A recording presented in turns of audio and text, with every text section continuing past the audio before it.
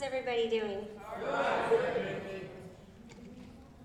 I can't tell you how excited I am to be here. And yes, we're all a little...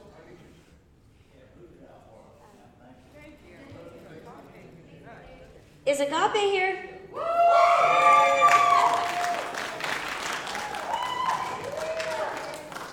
Thank you, I appreciate it. I don't know if I'll stand or if I'll sit, but I feel so honored that I can even be here in your presence, and that not to be dramatic, which I have a tendency to do sometimes. It is a miracle that I'm here today, and that I have this opportunity, and it's all about God. It is nothing about me. I grew up in pageants on stage. I'm not on stage right now. Just going to make that clear to my mom. I'm not on stage. I'm here to tell you humbly what God has done for me. And it really is a miracle. My theme that I'm going to talk to you all about is God's plan, His sovereignty, because from the beginning of time, there's depending on what denomination you are, a lot of times there's an argument over predestination and pre-choice. But from the beginning of time, I believe that He knew your name, He knew your story. Amen. He knew the choices that you were going to make. He knew the mistakes already. We do have free choice, but God also knows. And we can change, this is my belief, not to get deep, we can change the course if we repent and if we ask for God's help. I'm going on thinking about Hezekiah when he was praying. He was told he only had a few years to live, or a few weeks in 2 Kings, and he prayed. And he said, God, please remember me. Remember the things I did for you. Please remember me. And God changed his mind and turned it around and gave him 15 more years. We serve a very compassionate God who is full of mercy, slow to anger, and full of love. We also serve a God who sees everything. When I was trying to decide what I was going to talk about, and those who are with me know that it's been such an honor, such a privilege to be able to be up here and to be asked to speak, but at the same time, very nerve-wracking. What can I say? What do you want me to say, God? Right now, I am a licensed associate counselor. I'm a therapist in Prescott, Arkansas. And my coworkers are with me. We work with adult schizophrenia, but a lot of them have the comorbid diagnosis of drug and alcohol. And my story comes from that. I was looking at the workbook today, and I was looking at all the different things, the topics from the worksheets, the workshops, and I saw that you all were doing coloring as a positive coping strategy, talking about stress, and so I have to bring up mine. And this goes back to God's plan. He sees when you're born who you're going to be, those special gifts you have, those things that are going to help you. And mine has always been music. Ever since I was very small, music meant the world to me. I wrote a book, and I have taken it back from being published because there's a lot behind that. Long story, but someday maybe. I prefer privacy right now, but it's called Doll on a Music Box, and it talks about my testimony and my life story, and a lot of it has to do with many people in this room who helped me and who saved me. But music was always there. It was always powerful to me. And so each chapter of my book, I chose to name about a song that was precious to me at that time. All that being said, I'm going to get into how powerful I think music is in breaking strongholds, worshiping God. I had a dream a long time ago. When I first decided I was going to be a counselor, my first place I worked was Agape. I was also a patient at Agape. before then. But she let me in, started off as a case manager, paralegal, and moved into having my own caseload. I'm like, wait, what? I'm doing group? And she said, yes, and you need to go on and get your master's degree. But music is what I'm going to get back to, and that is, I have felt that it can break strongholds. I believe that it can change moods, which is a lot of the psychotherapy that we do now, where I work, is that we work again with adult schizophrenia, but we can change somebody's mood through music. I do work in a secular facility where we are not allowed to talk about God, unless the client brings it up first with the code of ethics. However, I go back and I think about those times in my life and the songs that were so powerful. And my story is long and it's intensive, but I'll keep it short. I grew up in a very loving, well-to-do family, had everything I wanted. I did not know, I was really naive. Drugs or alcohol, I didn't even know what that was. And my father, some of you may know him, and I'm not going to try to cry because the last time I was here, he was his funeral. But he sheltered us. We were very sheltered. He followed me everywhere I went in the car. I was not allowed to go to the prom. He was sitting outside waiting for me. And he really did shelter me. We were in church 5 times a week. And, Wednesday night, focus, Bible study, Sunday morning, Sunday evening, choir practice. It was a lot. And I went to a private Christian school. I'm sheltered. So I go off to college. Here I go, Mom. I'm going to tell my story. I go off to college, and I didn't know what anything was. I was very naive. And I joined the best sorority, thought I was, trying to fit in with everybody else. I was very shy. And they were doing a Tri Delta sorority at Florida State University. It was pretty wild in the 80s. This was the time of Madonna, and everybody thought they were cool to do drugs. And I remember somebody handed me like half a beer, briefly, and I was sick. I was passed out on the couch. Could not do it. Can't even drink to this day. So I got involved in the 80s at Florida State and being in Miami. And we thought we were so cool, driving around in limousines and doing the things that they did in Miami in the 80s, which I'm sure is still here. But, I thought I was cool, and I noticed something right away that was different about me. And that's that I couldn't stop. It was one line of cocaine. I could not stop. So I ran to my dad, I ran to my pastor, Reverend Bob Davis, and I said, I can't stop this. I don't know what's going on. I've only been doing it for 30 days. Everyone in my sorority does it, but I can't stop. I'm staying up all night long. There's something different about me. Well, immediately I'm ripped out of FSU, thrown into some 30-day rehab briefly in North Carolina. Well, I cannot relate to these people, Dad.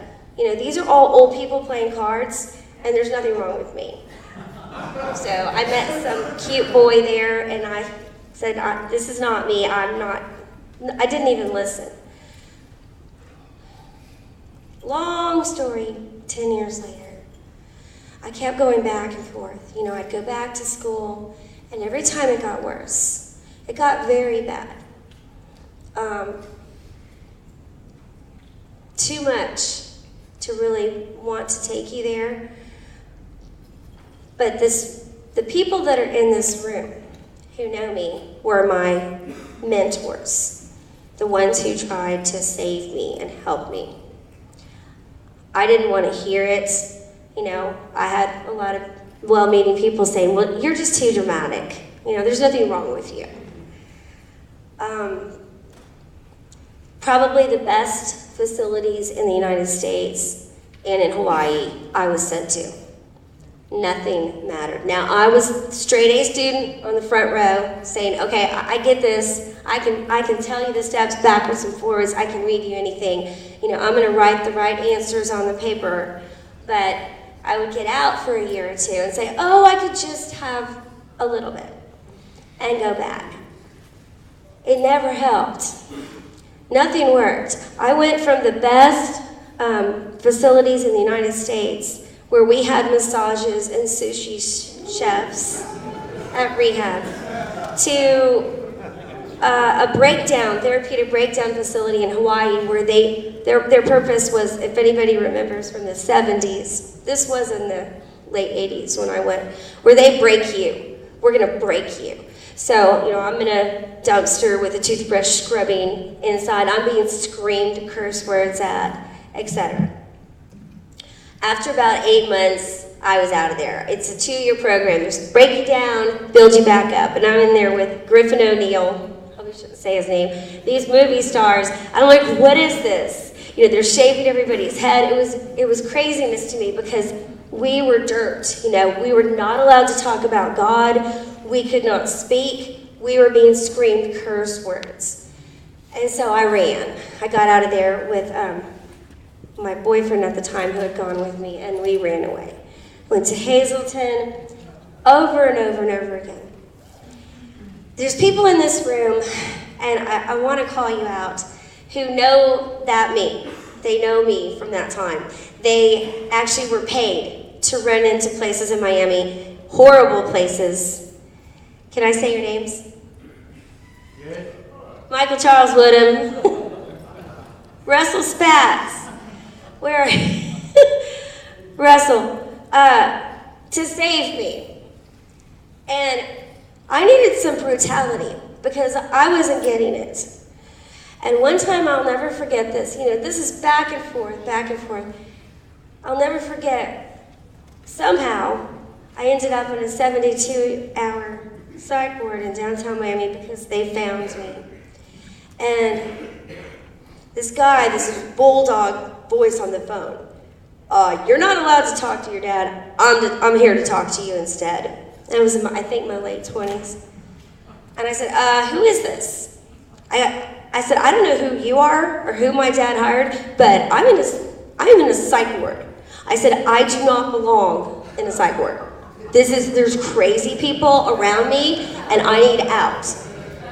And he said, hey, I know you're supposed to write a book someday. I hadn't talked about the book.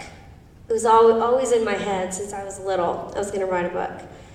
But I was always questioning God, and I was always close to God, believe it or not. What's the title of the book?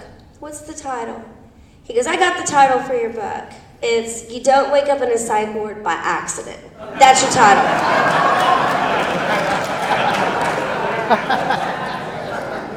So, he was the liaison, because my parents wouldn't talk to me. The liaison who would, you know, say, okay, we're going to bring you a pack of cigarettes. You know, your dad says don't call him anymore, etc. And he started mentoring me and telling me, he and Woody, about, you know, the program and what I needed to do. And I needed harsh reality. I did not need someone to sugarcoat it. Years later, I have learned, now that I am a counselor, that if somebody's really having a hard, not listening, they don't want you to hear. This is my opinion. They don't need to hear, oh, I'm praying for you. You know, I really hope you get better. I'm fasting for you. You know, we're all rooting. They need to be slammed up against a wall, and you might need to say a bad word, okay? And say, look, you're dying. You're dying, and you need to get some help, or you're gonna die. That's what I listened to. That got to my core, was brutality at that time. And something made me wake up and listen. It took a long time, and didn't mean to tell my whole story, but there was a changing point in my life, and that was when God came in. Because although I had known him my whole life. I think the missing component, and this is my opinion, is that I needed him. I needed spirituality. I needed him to reach down. And I never did that. You know, I'll take whatever medicine you give me. I'll go to my meetings, but, you know, I'll go to church. But for me to be so broken to where I said, okay, I need you, God. The Lord allowed me, you have to understand, I'm going back and forth. I've had children, I'm doing well, you know, I'm getting my degrees, and then I fall. And every time I fall, it's worse. You know, they say the disease is doing push-ups while you are clean and sober. But every time you fall, it's 20 times worse. You know, it might take you 2 days to take you out. I went through a program where they took everything away from us. It was hard. It was very spiritual. It was like agape, but in California. And I'm Presbyterian. This is Pentecostal, okay? And they were telling me, okay, you need to, as soon as I walked in the door, and it's a horrific story, they were throwing holy oil on me, praying for me, threw me in the shower with all my clothes on. And, you know, and I'm like, who are these people and what are they doing? They took everything away from me except God. I was forced to pray for an hour on my knees, no contact with anybody, and I did it. I went in willingly. My dad was very much involved. From that point forward, and that was 1989, I was never the same because I started to find him. He started to talk to me. And after 4 months, I've never raised my hands in my life. I mean, I'm Presbyterian. We have our hands down here. But when I raised my hands, I felt the presence of God. I started seeking him. He became my best friend because all I had was my Bible. And so I would say, okay, God, talk to me. I have no one to talk to. And he would jump off the page. I started to see that my purpose was not to be a reporter because I was a reporter for NBC in my 20s. It wasn't even to be a paralegal. It was only after the death of my husband, who tomorrow he will have been gone 11 years. After his death, and he did, and I say this to honor him, he never did street drugs. But he got addicted to pain pills because he had pre-cancer in his throat. And moved here to Miami, and one night he took too many. So I said at that moment, I want to be a counselor. I want to help other people. The only way that I'm going to get help and stay away from all this myself is to go and help somebody else. I need somebody else in my face. It's one addict helping another, one alcoholic helping another. I needed them in my face. So I might as well make this my career because I never want to go back there. After much calling from the Lord and praying about it, I'm working in a top law firm in Brickell Avenue.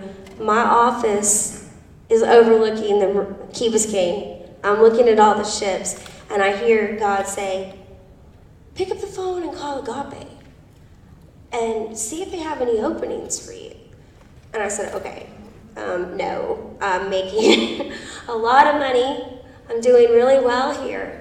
But I kept hearing it, and I know I was talking to Russell about it too. I think I went outside and I called him and I said, I don't know what to do because I'm feeling this strong urge. All the attorneys are calling me their hand holder because I'm holding everybody's hand, and they're giving out the client's cell phone, giving out my cell phone number for the clients to call me because it was divorce and child custody. But I hear this calling. And it was strong. The sovereignty of God. I took half my salary cut. I quit, and they were mad. I put in my 2 weeks notice because I went over to Sandy Hernandez, who runs Agape, and said, I think I'm supposed to be a counselor. So I started working there. Went on from there, got my master's, and a lot has happened since then. The people that God puts in your life. I don't know what my time is. Okay. People God puts in your life are very, I want you to look and see who he puts in front of you.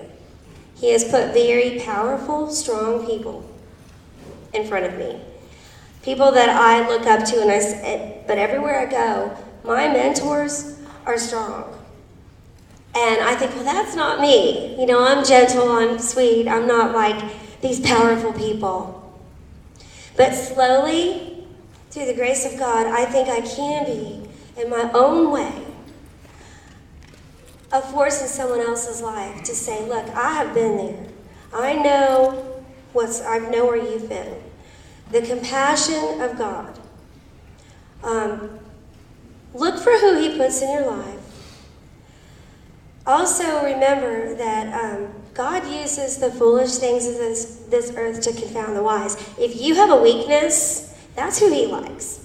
He likes to use us who are broken because that's what he did in the Bible. He used Moses, David, who was a murderer and an adulterer, but he called his best friend. He likes to use those of us who are broken because in his sovereign plan, he knew that. He knew we were going to break. He knew our mistakes. But he's also mixing it all up together for who we're going to go and help someday. I can't understand you if I have not been there myself. There are good counselors that can study this and know this, but I've been there. I know what it's like not to have a cigarette, to be hurting, not to have any food, not to be able to talk to your family, to be rejected. Now, the beautiful thing is, he can turn it all around for his good. You're good in his glory.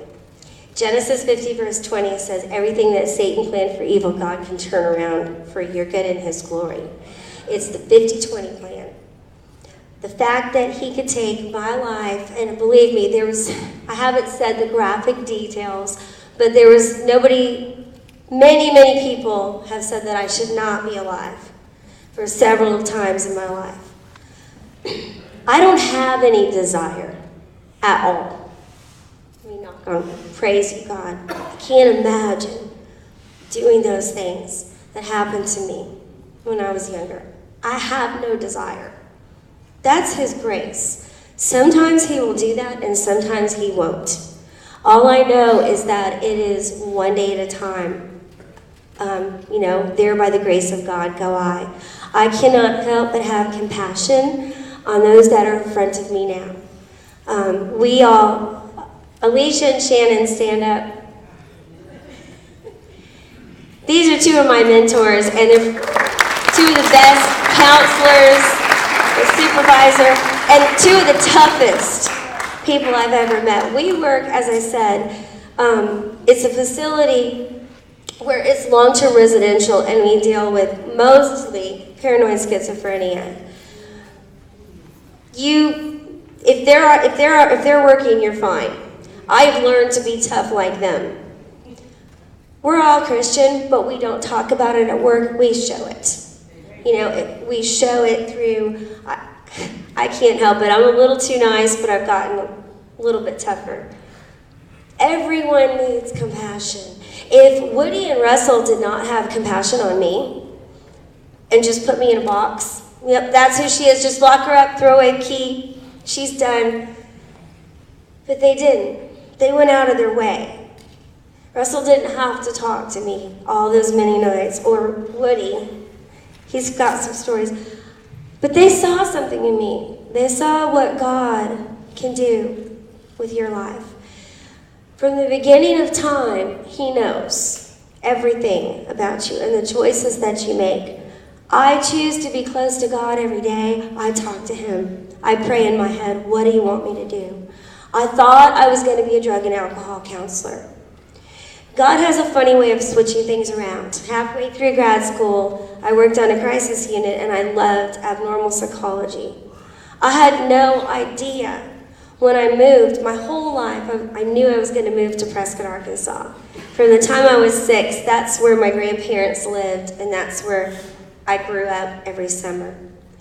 I didn't know when I moved there that that's where the long-term residential unit is for abnormal psychology. Didn't know, but that was my passion. That's what I was writing every paper on in grad school. I am so honored and humbled to be here. The final thing I wanted to say very briefly is rest. Rest in Jesus. What? Wrap it up? No, keep going. Oh. Okay. So, I get very, very tired. We all do where we work. There's just not enough. And there's always a crisis, usually, and there's always someone who needs something. And so most of us work way over the time we're supposed to be there. Alicia runs the place. We kind of all, you can't help it. You've got a heart. They don't have family. Most of them don't. But it's the compassion that drives me. I absolutely love my job. If you don't know what your purpose is, according to one of my favorite quotes by T.D. Jakes, if you don't know what your purpose is, look at your passion. Whatever it is. God will take your passion and lead you into your purpose. Oh, and Gabriel works there too. My son is one of our case managers. I'm very happy to have my son working there. He and Georgia, experienced the brunt, the horrific part of my downfall. The fact that they are both living in Prescott, Arkansas with me, not in the same house, but really close by, and that we're all working together, that I could bring them. My second husband's, our little girl, is thriving in Prescott. She's in the 11th grade. She's an honor roll student. She gives me a hard time as a teenager, but she's great. She's at church all the time and all-American cheerleader. These are the children I never thought I'd have. People in here know my story. I am so blessed. My final thing is resting in Jesus. Just relax. Relax and let Him take over. He will lead you. He will guide you. We all need to rest and stop trying to control. Like it says in AA in the Big Book, we all try to play every part of every player and control it. I have learned to let go. Trust. Let go and let Him take over. Watch how great. I'm a living, walking miracle. I'm having the time of my life. I'm tired, but I love what I'm doing. It is such a passionate, rewarding thing to be able to help somebody else. And that song at the end, How to Save a Life by The Fray. And I would have stayed up all night, Daniel, if I would have known how to save your life. I would have stayed up all night. I will stay up all night with anybody, just like Russell and Woody did for me. And it's such a beautiful, most rewarding thing to be able to pass it on. One addict helping another. Thank you.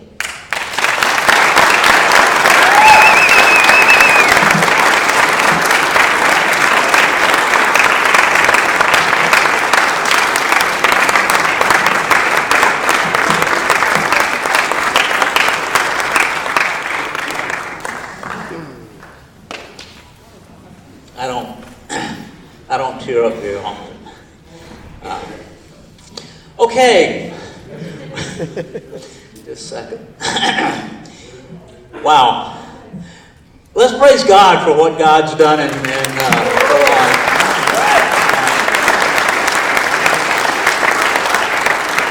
One of the original members of Alive Again was John Glenn. And John Glenn used to say all the time, he would say, "It is no secret what God can do, what He's done for others, He can do for you."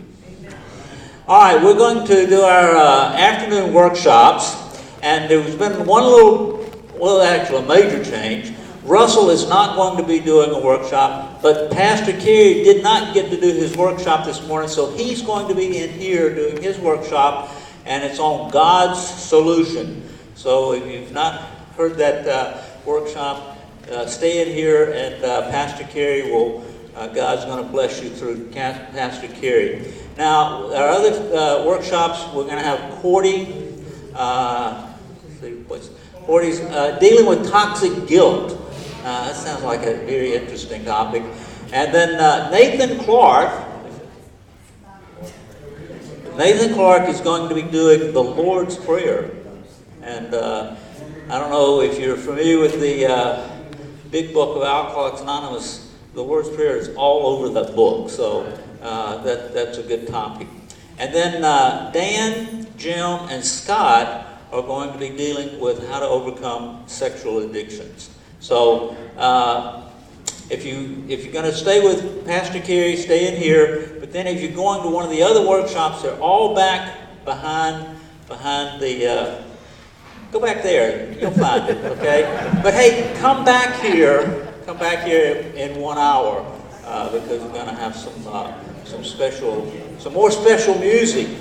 Okay.